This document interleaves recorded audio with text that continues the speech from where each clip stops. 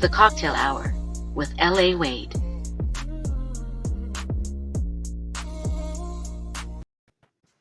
What's up, everybody? Welcome to the Cocktail Hour presented by Business Takeout. I am your host, L.A. Wade, and I will introduce our guest in a moment.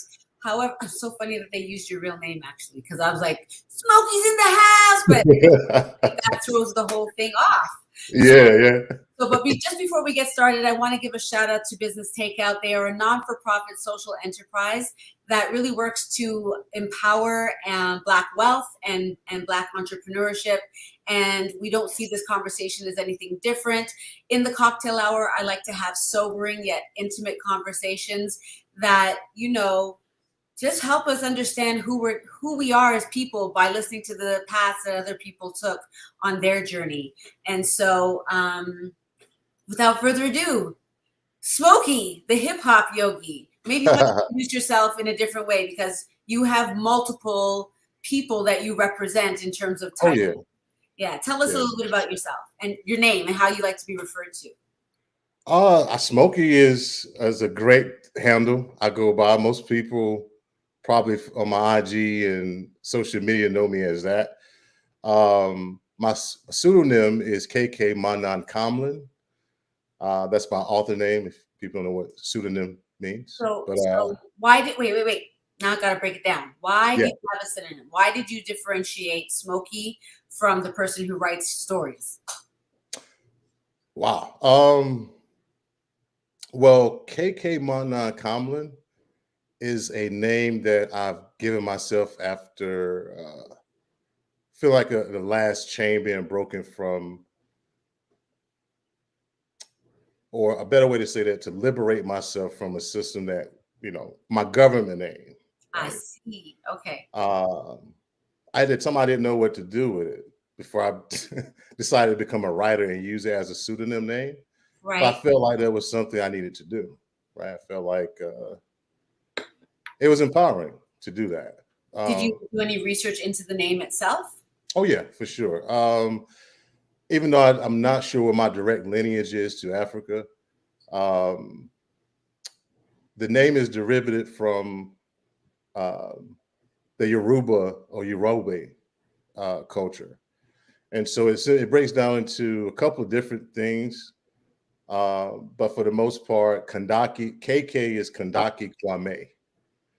And then the last name is a hyphenated name due to those same origins. So for me, it was liberating to just kind of, and how I went about it doing, it's been years ago, but how I went about it was basically my birth month, the year I was born, and it kind of came up with these popular names during that time. Right. So names that stood out to me, I just took them and adopted them as my own.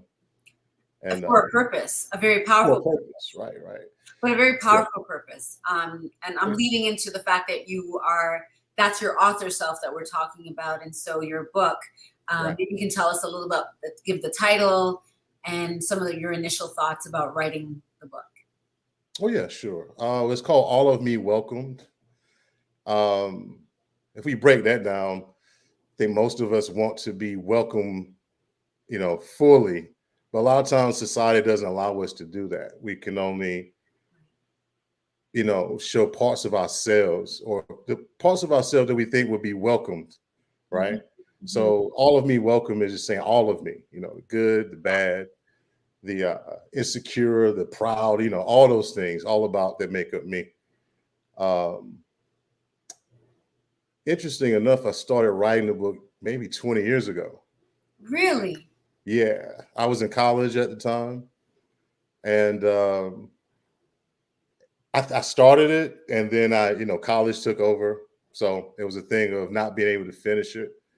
And maybe I got a couple of chapters into it, and people would read the first couple of chapters and say, you need to finish this, right? You need to, what's going on with the book? So once I got obviously 20 years later. So it took you 20 years to complete it. Right. It took me a year to complete it. 2019, early part of 2020. I was able to complete the other 14 chapters of it. Right. And Wow. so, yeah. What I found, I found the whole experience to be so fascinating. This book is really interesting to me, and I've had to read some, go back to the beginning, because I read it like a script for some reason. I see it like a TV series. That's how I read it.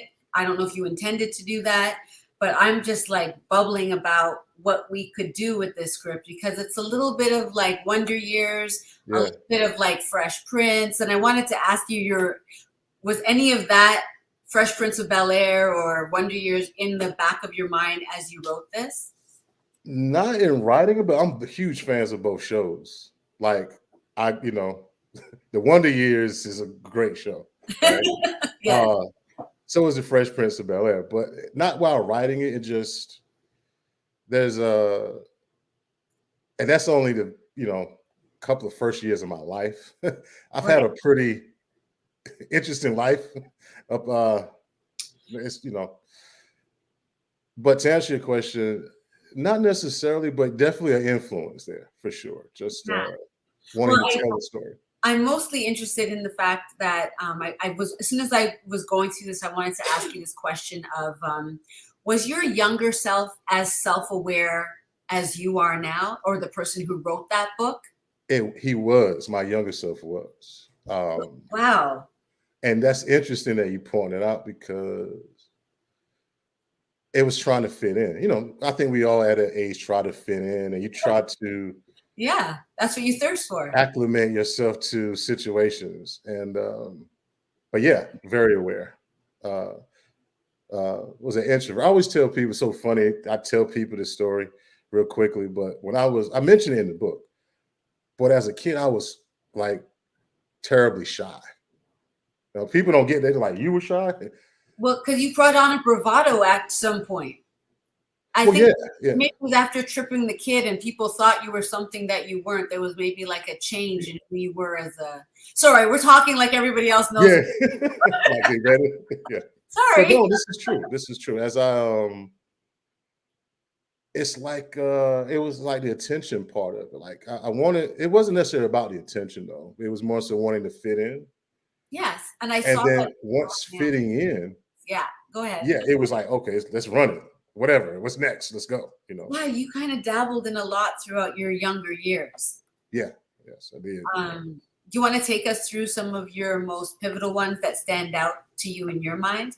Because I know what was striking to me, but I'm interested in your perspective. Yeah, I definitely want to hit on as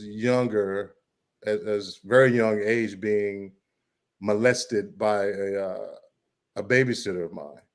Right. And I think that's something that's important you don't really hear a lot of men speak up about it. I've talked to men in close circles and they say, yeah, my babysitter molested me too. And I think sometimes we think of molestation as like a same-sex type of deal. Oh, yeah, really? You see that? I think so. Most people that had a conversation, they assume there was a guy that molested me. Yes. Right. Oh, for you, when it's on a man. Sorry, on my background, I don't know if you know this about me or not, but Cocktails with LA started because I wanted to heal from childhood sexual abuse. Right.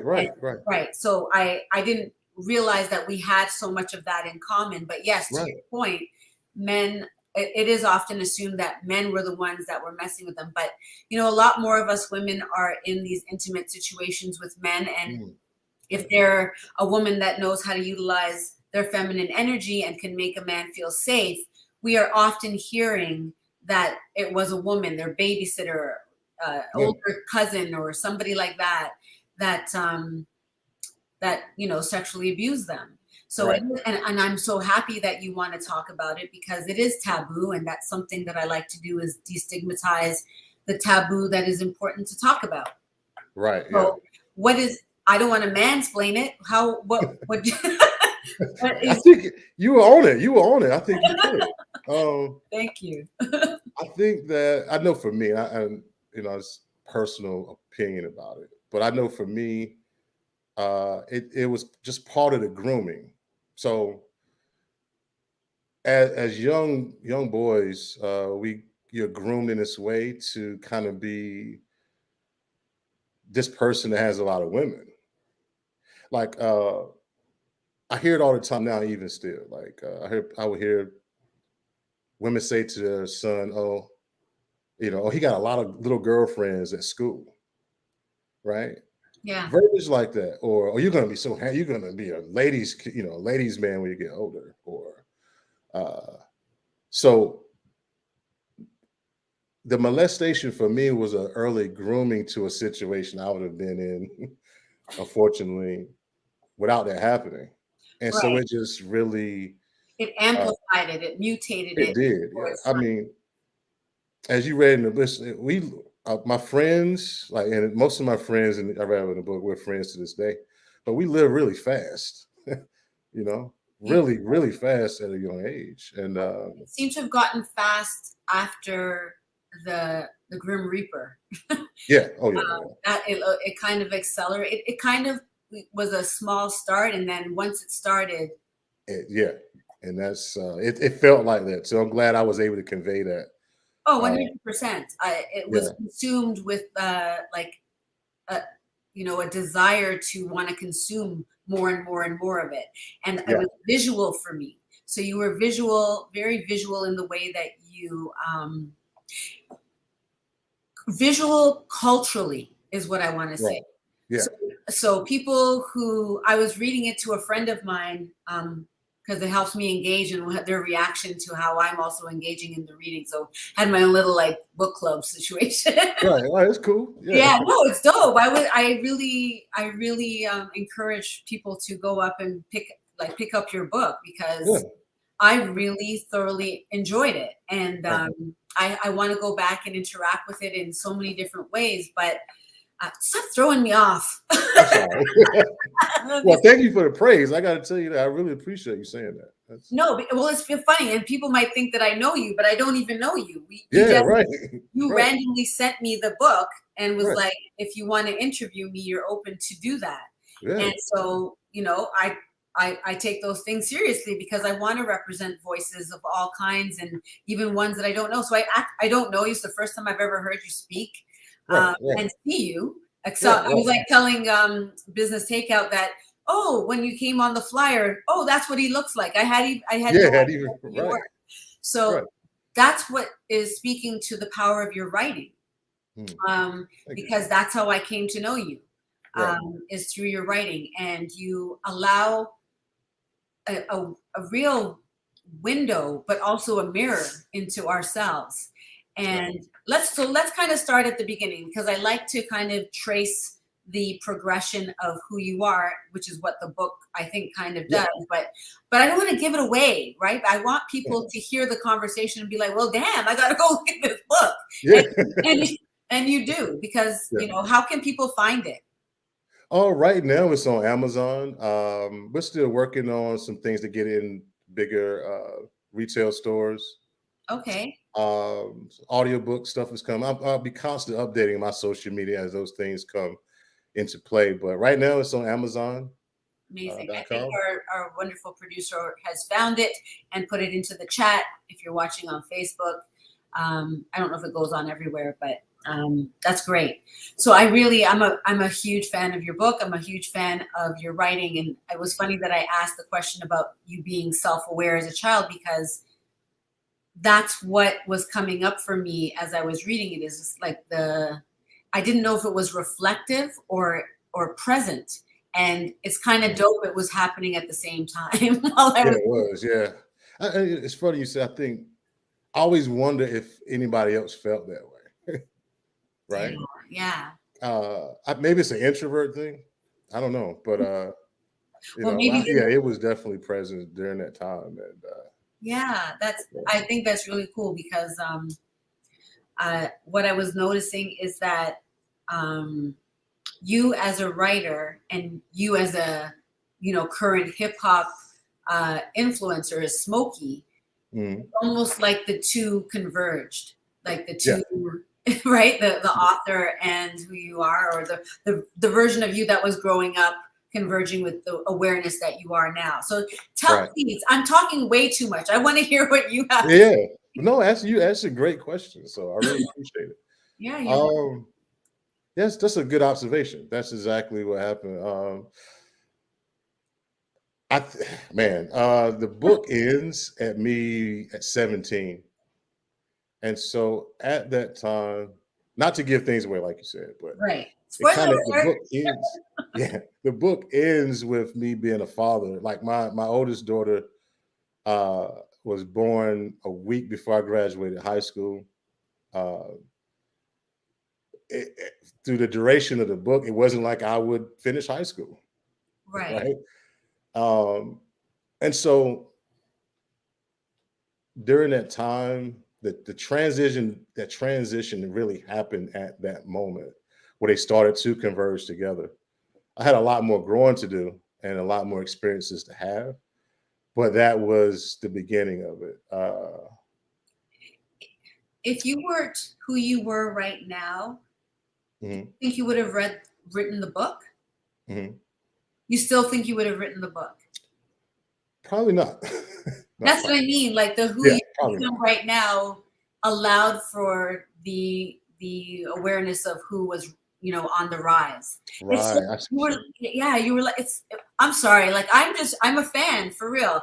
I Yeah. might seem like I'm just, gassing you, but I'm a deep thinker, and Right.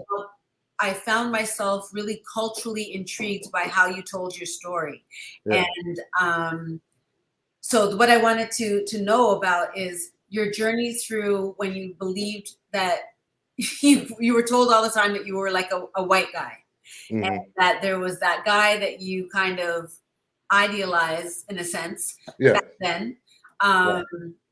about his whiteness, because people kind of refer to you as, I guess, whitewashed, or somebody who, Right. emulated whiteness. Yeah, that's bugged out. It was a thing of, it's a model. Like I noticed a lot of my counterparts growing up didn't grow up in a two-parent household. Right. And I feel like that may have something to do with it. But my parents were really like education. And it was books around, and it was these things that were normal to me, Right. right? And which I understand. A lot of my counterparts growing up, they didn't have that. So it was so foreign to them in that aspect of seeing someone that looked like them act that way. So for me taking that in and observing that, it was like, oh, I'm in the wrong skin. you know, like Interesting. how do, and then it's like the thing of not being black enough or not being white enough to fit into these social constructs, even in grade school. Right. Uh, Do you still, when you think about the identity politics that you play now, do you see that representative of when you were younger? I do, but I flip it though. I try to flip it. Okay. Tell me about the flip. Uh, I get real. I just sometimes I still hear today. You speak well.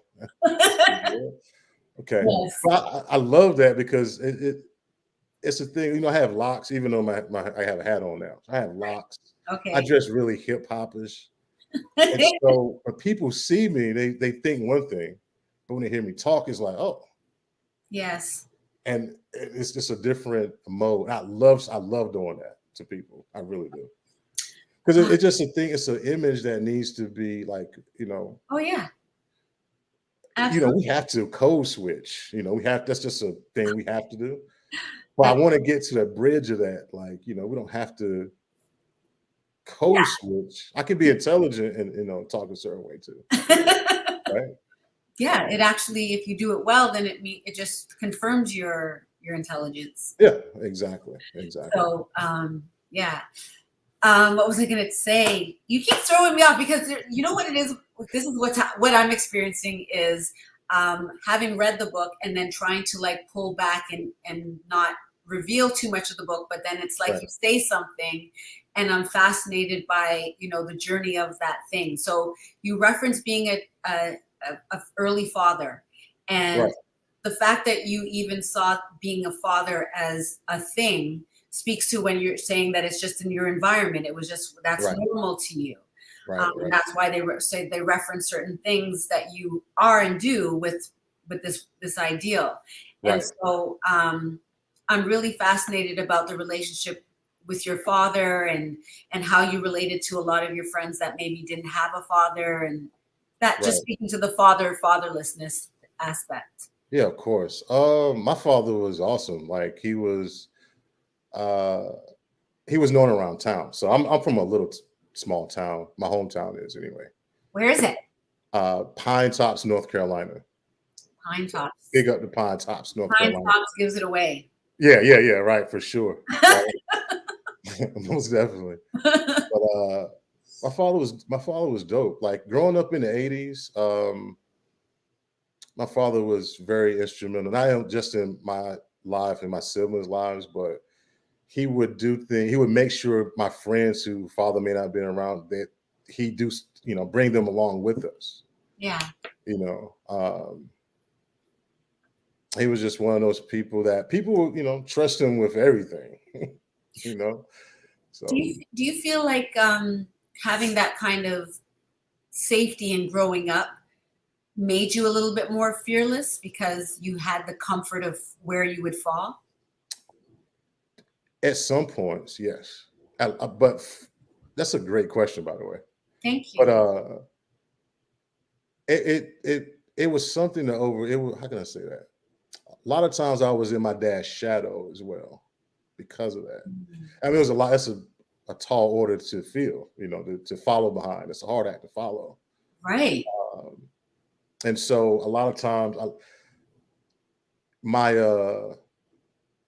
misbehavior, for lack of a better word, was veered to not be like him at some points. It was just, I can't be like that, And okay, so this gives me a really interesting question about Vic then. What does Vic represent? Vic being your brother, in case people are like. Yeah, Vic is the same way. Like as far as like your dad.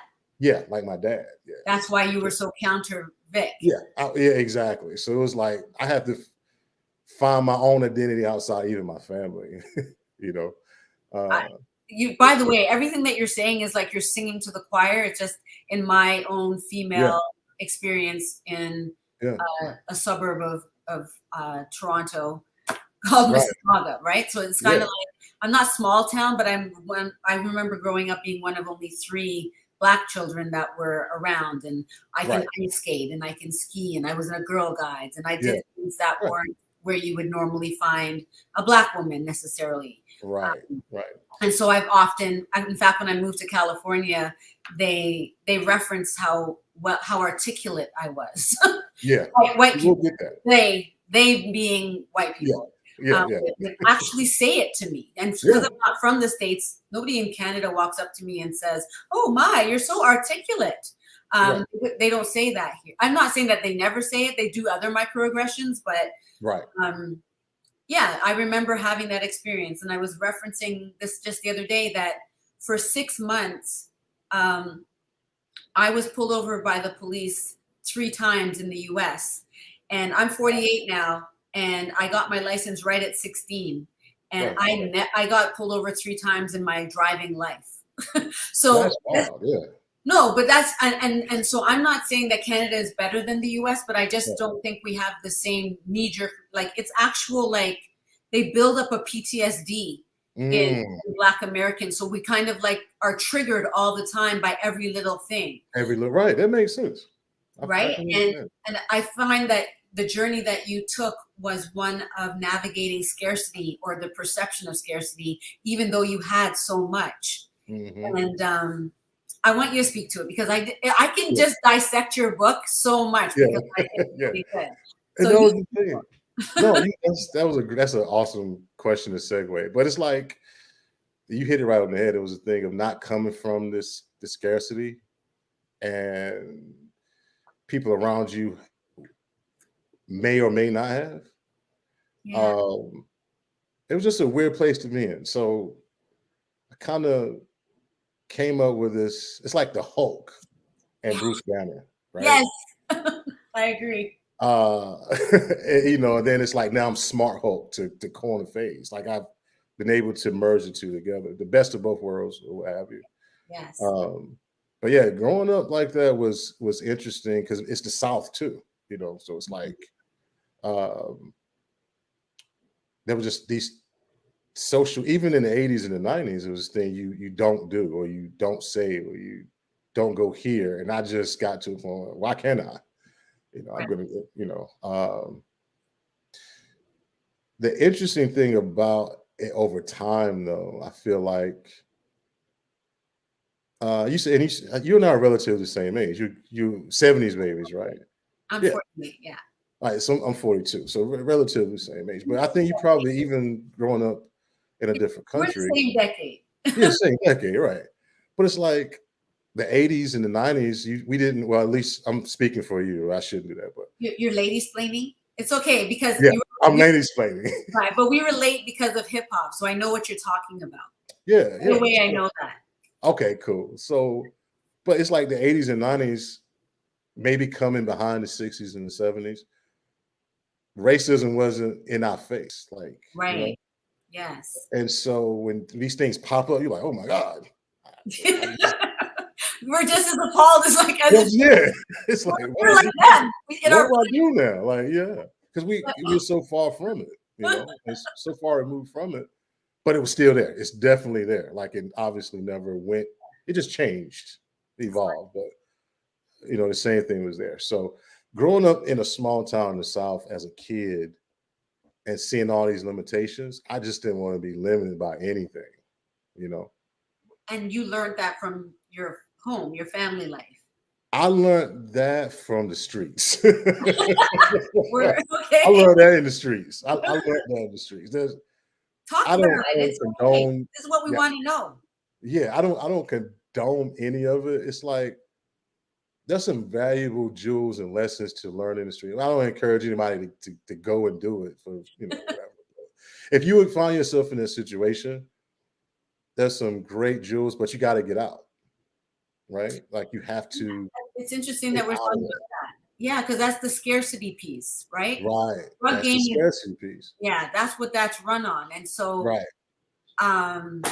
you can relate to that for sure. I think there's actually a lot more to like excavate in the idea of scarcity. Yeah. So, I've been working on it and myself. You go through periods of healing though. Speak to me about I think it was she Jamaican, Chinese or something that brought the Bible to you? Yeah. That's funny. Women are a great motivator in your story. Yeah, they are. Yeah. They're like little heroines. Yeah. And it's like you co-wrote it, but that's exactly what I did. For real. So, but yeah, she is somebody. She's somebody I dated. She was like my first real love, like for real in high school. We're friends to this day, actually. Amazing. But it's so interesting that piece because at that time I was just horny, and she was this church. Yeah. And here it is, this church girl who she was just like, no, we're not gonna do that. It was an odd pairing, right? Very odd pairing, but it was odd pairing on the outside, but who we were on the inside, it wasn't. Right. Exactly. And that's where the healing came. Even though the relationship, high school was pretty rough. I didn't honor it and treat it like I should have in high school. But like I said, you're aware of that now. That's what it was like. That's why I wondered how self-aware, especially in regards to the way. Maybe that's where you were blind, where your blind spot was. Mm-hmm. Oh, that's interesting. Yeah. Wow. Okay, what were we talking about before I segued into that? I'm so sorry. Well, it was just the scarcity thing, because that was the kind of scarcity in that too, right? Exactly, scarcity again. But yeah, you were talking about the scarcity, so go ahead. Yeah, it was so. The interesting thing is the relationships I've had with women come from the relationship I've had with my mother, right? It's one of those things, and I tell people, have conversation with people all the time, not necessarily about my mother or their parents or that type of thing. But the thing about it is you can't expect certain things from people that never got it. Right? So so my point is with that, like my mom loves me. My mother's 74 years old. She loves me to death. I know this. But I never received that type of affirmations from her. I love you, son, or a kiss or a hug. I mean, it would be far and few. Yeah. And I didn't know that at the time. That wasn't until much years later I realized that relationship was a catalyst for my relationship towards the opposite sex. Right. And so what I mean by I couldn't expect her to give me something that she never got herself. Yeah, that's what you know now. That's what I know now. It sounds like that's the Yogi speaking. Right, it is. Yeah. It took some years to get to that. Right. So tell me about that journey. Yeah. Well, man, it's so much Yogi that made you write the book. I'm sorry. Say that again. I missed that. Yogi part of you is what made you write the book, I would think. A bunch of. You're right. Definitely. But at the same time, it was this thing of I felt like there was, if I could tell a story that Black children in my same situation, they can help them. Like, okay, he did it this way. I don't want to do it that way. Or maybe this will work for them. Because I know it's a small group of us. It's not a lot. It's not like an abundance of people that can, you can identify with certain things in the book because like where you came from. There's not a lot of us. Do you know the author Judy Blume? Yes. Oh yeah. So Are You There, God? It's Me, Margaret. This is like the hip hop Yogi version of that for Black men. Yeah. I like that. I'm gonna use that. I like that a lot. Yeah. I appreciate the Cocktale Hour just gives. Yeah. Should be having something with me, even if it's a mocktail. Oh, I got you. I got you. Oh, what are you drinking? Vodka. Just straight? Mm-hmm. Is it flavored? No, I just watered it down. I put ice in it, let it water down a little bit. Let it marinate. Let it marinate a little bit. Okay. Tell me about the Yogi journey, and specifically, I'll help you out by pinpointing something that I saw on your feed and on Instagram, which is Smokey SMOKEE _ the hip hop _ Yogi YOGI, right? Yes, you got that's it. Yeah. So on there, I saw this statement that said, "Healing is gangsta." Mm-hmm. And I think about you as the hip hop yogi. So tell me about those things together. Healing. Sometimes we look at it as this this euphoric thing that happens right away. Like I want to heal, right? We say that and we think that's it. And a lot of times it's perpetrated that way where, it's the heavens open up and you're healed and things are better after that. And that's right. Anybody who's ever had to heal from something, that's not the case.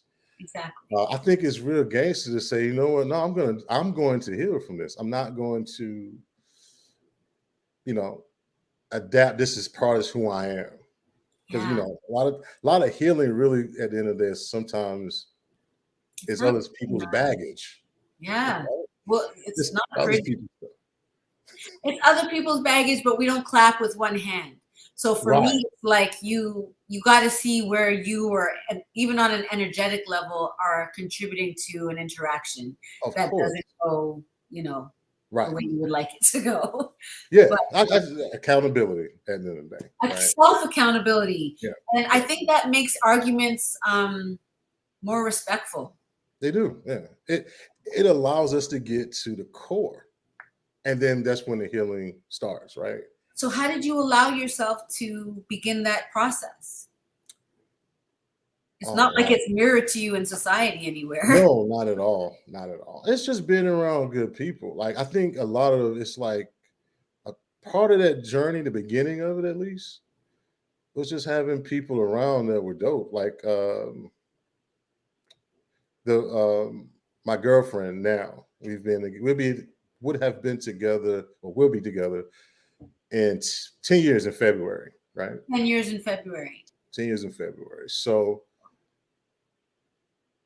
when I met her, like she's a good example of what I'm talking about. So I had gotten to this certain part of healing before I met her.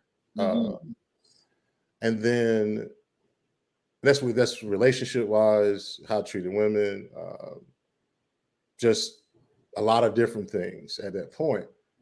And meeting her was a catalyst for some other things to heal. I wish I could, I'll be specific in a second. I'm kind of just living the moment now talking about it. Dwell in it. Yeah, I'm in it. So it's like, but yeah, it was just having, she's an example of that, but having people around that, hold your feet to the fire when they need to, or introducing you to concepts. Yeah. All right. So I'll give, this is funny to me. So one of our first arguments that we had years ago was, because both of us love Black history, right? Oh, nice. And I felt like I had at that point had a pretty well understanding of knowledge of what that meant. And one day we were just casually talking, and she mentioned something about being African. And I said, "Well, I'm not African." Oh, you were one of those. Yeah, I was one of those. And it's just like it was funny now because it was our first little cute, argument, but it was the catalyst of just her saying that, and then there was a catalyst for other things to come into play. Where I realized through that, because at that point, even at that point in time, I was still considered myself a Christian, right? I subscribed to the Christian faith or religion, whatever. So that went hand in hand with the statement, though, and I didn't realize that at the time, right? Right. So in further reflection in this moment that you're in, remembering how she contributed to your life in that way, how did you humble yourself enough to listen? Because so many men don't. And what was it? Something about her tone? How did she provide space for you to become, which was what made you want to keep her around? Wow. Yeah, it was all of that. It was her tone. It was her understanding it herself too. Mm. And like when people are knowledgeable or when you ask them things, even though you don't have a reference for it, and me, I'm a check behind whatever. I'm a fact checker, right? I'm a researcher myself. Yes. But yeah, it was those things. I think too the most important part about it though was she was somebody that she was the ideal woman for me anyway. So it was kind of like, okay, she got to know what she's talking about. Let me even look into it. Let me be quiet and listen, because this is the woman you want anyway. Right. So I had to trust that. Right. So maybe that's why, like, people shouldn't cancel people out, but they should really allow space for people to, if you don't want it in your energy, then just be like, tell them that. Tell them that. Don't just be like detaching yourself. And I think that's causing a large deficit in our ability to heal as a community. It really is. Healing is it's an energy. Yeah. So, and the energy never dies. So it depends on what we all need to heal from. And a lot of times, unfortunately, we are presented in these situations where we're getting what we need. Sometimes that means just somebody coming through and exposing the scab, like just tearing off tearing off that thing that it's healed over, but it's not well, right? It's not healed. Exactly. And sometimes we need that person to come and scratch that off, pull it off, to get, finally get to the healing part. Yeah, exactly. Yeah. Oh my goodness, that's so good. So let's transition into the writing process of the book and becoming an author. How did you fight against the imposter syndrome? Because I heard you mention about not finishing school or whatnot. I just want to be transparent with you that I didn't graduate from high school, but at 31 years old, I went to a program at the University of Toronto called the Transitional Year Program. And you Oh, do that for 8 months, and then you go on to do your actual degree in university. that's And awesome. so I was able to do that from that path, but I had never, but I still to this day have never, I have a master's in education, but I don't have a high school diploma. So Really? yeah. Y'all got it going on in Canada. I'm gonna tell you what, they need that in the States because that is awesome. That's Yeah, great. it really gives, you know, a lot of rich people gave to that program to make it so that that is something that they could do. Right. And then after graduating, I become the registrar in that program. So it's very near and dear to my heart because I can see how it actually can change lives. And I feel blessed to be there because this is the kind of things that I want to bestow upon my students. And I say all of that to say, like, there's years, even now, that I have to fight this imposter syndrome. Like, I don't actually belong here because of something way back that has absolutely no relevance in the fact that you just wrote an amazing book and I became a registrar in a university. No, I feel you. I have to acknowledge that. That's awesome, though. I can't let it just. I have to give you a props. I see it with your Blue Jay hat. Don't think I didn't. Yeah, this is for you. I said I'm aware of the. Listen, do you understand what kind of fan I am? Like, I'm a real Blue Jay fan. Yeah, I did my research. I'm like, I'm gonna wear this one. Listen, people know. If you didn't know, now you know. Like the Toronto, I have like balls and their things written. Their cleats. I've got bats. Everything is signed. I come here. So you really gave me some love there with the Toronto. Yeah, for sure. Okay. I don't remember what we're talking about now. The imposter syndrome. Imposter syndrome. Yeah. It's just something I got over real at an early age. Like for me, interesting enough when you say that, it's like I guess what was natural, or at least nurtured, was the shyness at an early age. To me, that was the imposter syndrome. Wow. Because I hated it. You hated being shy. When I tell you I hated it, I just didn't like how it made me feel. And everybody around me seemed to be a lot at ease with themselves. So for me, that was the imposter. I was like, you know what? I can't do that. Because you're not at ease with yourself. Yeah, right. I feel like you had that Breaking Bad moment when, I don't know his character name, but when Bryan Cranston, who played whatever that role was, he went from like, you know, this very passive, you know, whatever kind of guy, and he turned into an animal on the other side of all the stuff he had been through. Because that's the thing, though. If you look at that in the context of in the imposter syndrome, he had did everything perfectly, and then it fell apart. And so that was really the imposter. In context, that was the imposter part of him. So when he broke bad, that was him being himself, or at least a part of himself that he hadn't tapped into. Right. So it's like a child on steroids. Exactly. They never had that freedom before to do that. Well, yeah, exactly. We see it all the time, though. Yeah, I do. I'm just coming out of that. Yeah. Well, I'm glad we are coming out of that. Right? Some people I'm out of it, but I had just come out of it. Yeah, gotcha. Just to be clear. You can go back. No, you can. I'm sure you can. Yeah, I've been back a couple times. I might be back, but you know what it is? I never feel like I need to go back because I bring the parts of what I think I need to leave behind with me, so it's never gone. So hence the hip hop yogi, like like I'm not gonna leave the things that made me who I am. I'm not gonna change who I am to adopt to what people want me to be. I came through some shit, and this is what it looks like when you get here. Yeah. Right. No, that's right. So tell me about Smokey the hip hop yogi. I heard the song Orlando. Yeah. Yeah. Talk to me about Orlando. Well, Orlando is my second home. I went to college out here. Went to a great Full Sail University. Graduated back in 2004.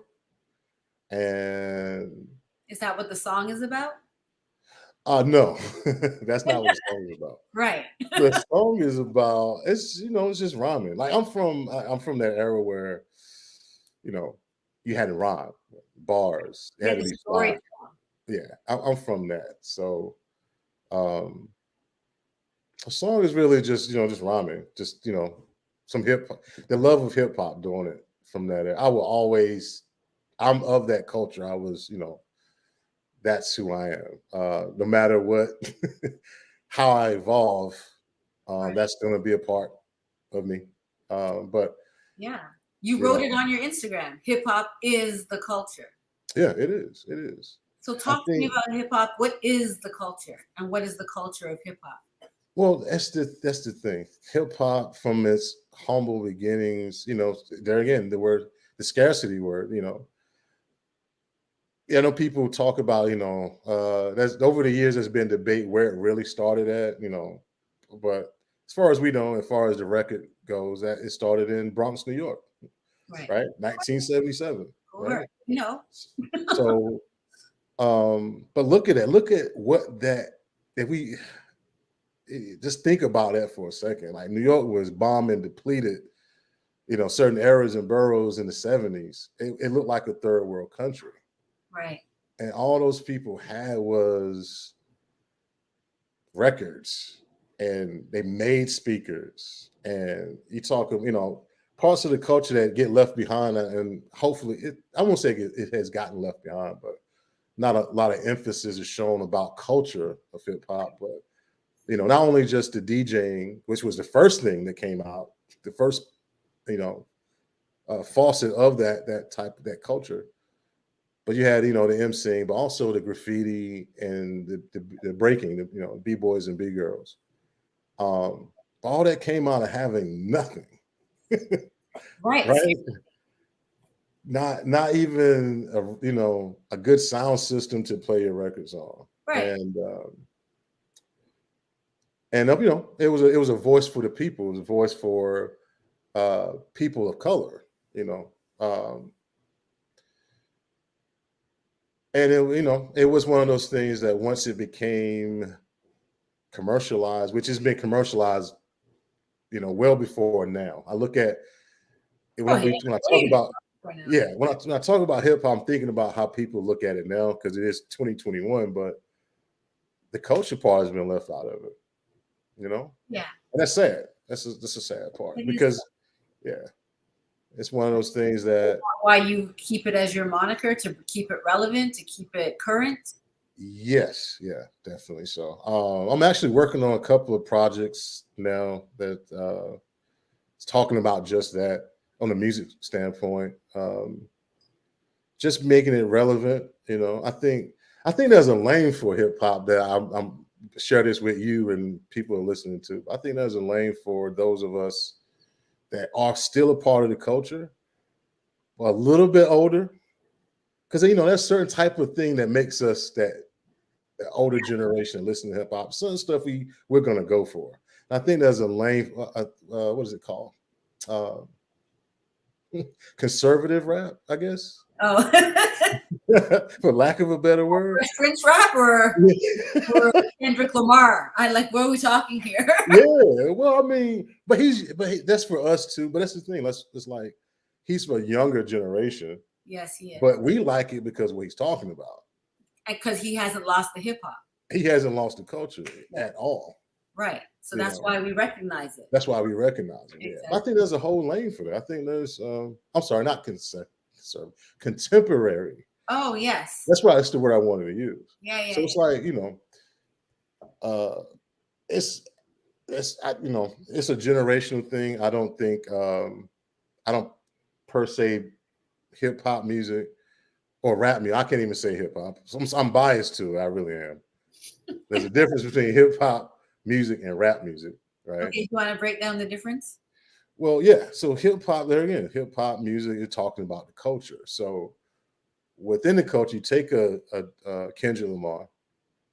He could talk about, and he's not really saying anything that, he's talking about women, he's talking about, certain things in certain songs. Yeah. But it's with respect to the culture first. And you can that comes through in people's music when they have a regard for the art. Right. When they have regard for the culture, no matter what they're talking about. it's going to come off in the music. Are you familiar with the concept of a story within a story? Oh yeah, most definitely. Right. So I feel like hip hop culture is the story that's within society. And so people misunderstand the misogyny and the patriarchy that exists in hip hop culture because they are underestimating how much that is a part of our society. And that's the only way that we could adopt that and make it relevant to our experience. My son watches The Fresh Prince, and why I make reference to The Fresh Prince with your book is because I didn't realize how many episodes was just the pursuit of women. Like I didn't remember that. It was completely internalized, and I but only in watching with him, I'm realizing the programming that is going on. So much so that I was like, yeah. So we need to have a conversation. He's 9, but I'm like, we need to have a conversation. I'm like, you can laugh, you can watch. It's funny. I get why it's funny. It's ironic, but you also need to critically engage real life people in a way that you want to be respected for yourself. So I want our younger generation to do what they're doing or whatever, but just be critical because I understand that it exists in our society. That's why it's there. Right. But we can think, yeah, man, we can think critically about a lot of different things that doesn't perpetuate, or if it does, you're almost being Robert Townsend-like about it and doing a Hollywood shuffle and putting it in your face. Yeah. Yeah, exactly. Yeah. You know, and it's the thing about balance, right? Like, it's funny. I saw a post maybe a couple of weeks ago, and it was this young lady asking people on whatever social media platform was on, but she was asking people what female hip hop artist that she could put her daughter onto. Right. And I thought, and I was glad she, right. Rhapsody. I mean, there's so many people that came to mind. But these artists are out here. No Name, who just backed out of an album, but she's dope as well. But you have these artists that balance out the. I don't hate on Cardi B or Megan Thee Stallion, but it's stop music. Let's just be. And I think there's a place for it. I think that they're doing what they're doing, and we need to allow people to live their lives. Exactly. There's a reason why they're following that path, and so let them follow their path. There's a reason why you're on your path. There's a reason why their path bothers you. Right. So use that and figure it out. But that's what I'm saying. It's like have the balance. We're talking candidly now, right? But we understand there's a reason why they are pushed to the forefront more so than a Ciroc or a Rhapsody, right? Exactly. But the music is out there, so I mean, it's just not promoted in that way, but it's out there, and now it doesn't really need to be promoted. You can find out the person's name and search it, right?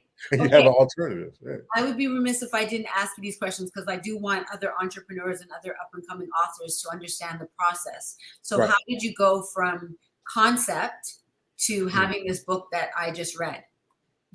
Well, I would say it's my first book I've ever written, right?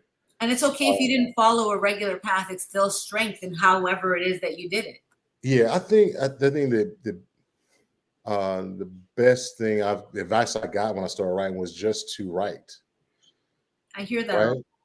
And it's just like because you have there was an editor who changed some things, left some things out, type of thing. So it's just really just to get it out, just write and worry about Are you stopping yourself as you're going along because do you have an idea of how you wanted the book to be in the end? And so while you were writing it, it was becoming frustrating because you couldn't write it the way that you wanted it to look in the end. Well, I didn't know where I was going to stop at. Right. So I think it was just easier for me to get to this because the whole thing, is just from 8 years old to 17. Right. And so those are school years, so it's kind of like, I felt like I said, once I just wrote and wrote and wrote, and because it was more that I had written compared to where I stopped at, but I was like, you know what, I'll stop here because it kind of closes that, it bookends it. Like, okay, I can stop here, and then there's 2 other books behind this as well. So Mm. But then, once the process, once it's written, it's just a thing of getting it edited. There's just an abundance of resources. I want to shout out William Commerce Publishing, who is who I published the book through. Okay. He's awesome at what he does. That man is a machine. He's published since my book was published in August. I believe he's published at least 25 books since August. My book came out. Wow. It's a self. Okay, I'll look him up later. Yeah. He's awesome. And we just had a great. He read. I gave him the manuscript. He's like, I want to do this. I want this book published under my marker. So, right. But yeah, it's just one of those things of. I think the hardest part is just to know. Just to write, because everything else will fall in place later. Right. There's so many people that, get stuck and say, I don't know what else.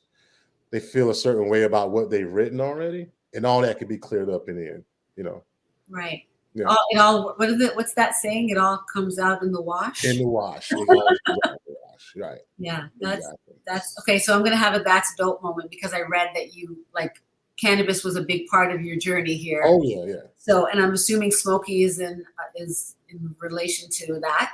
Yeah. I do sex and cannabis workshops here in Toronto.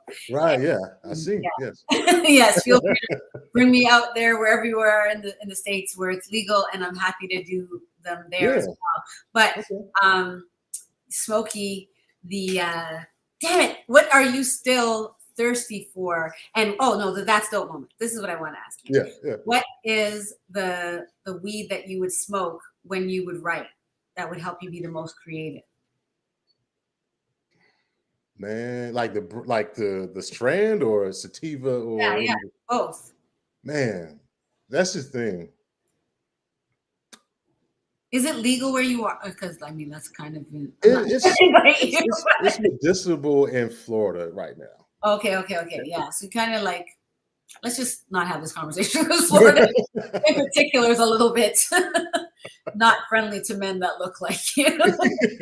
So but, I love you, Florida. But yeah, so let me just skip over that question. And sativa is good to know. And what are you still thirsty for? What comes next for Smokey the Hip Hop Yogi? Man, and is KK going to make this a movie, like a TV show, or what's the plan? Yeah, well, all of that. I talk about death, and death was a catalyst in my book, right? Like, just at one point, I didn't think I was going to live to see 21. I think, unfortunately, a lot of us think that.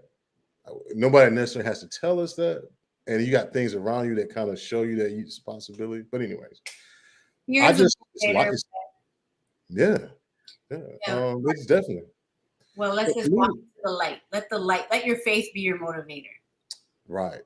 And it's just it, just living, not even in a reckless way. I think I did enough of that already. But it's like this controlled appetite for life and experiences, and just but yeah, right now I have some people wanting to turn this into some either type of series or a movie. So all that's on the table. Just working out the details with that. There's a second book that will be coming out. I haven't even started writing that one as of yet, but definitely two more in the series. Want to be my ghostwriter? I'm having a really hard time by myself. Yeah. Ghostwriter that says that you're who you are, not ghostwriter like this is me. And I feel you saying. Yeah. We had to talk about that. I think you could do it out loud so that people will hold me accountable. Yeah. I do that too. So I do that same thing. Amazing. But yeah, we'll talk about it. But I mean, I think you could. Honestly, since I've written the book, I'm like, everybody should write a book. I can't even. There's been parts in the book where stuff I had healed from. Yeah. Right? When I got to it, I just cried. That's a really hard time with mine. Yeah. It's supposed to invoke those feelings, though, right? I know. It's I supposed know. to. So. But when you're in isolation and you get those feelings, it's not cool. Yeah, it's not cool. It's not cool. That with a sativa helps. Let me stop. What are you talking about? That's exactly what has to happen. It's 420 every day. Yeah.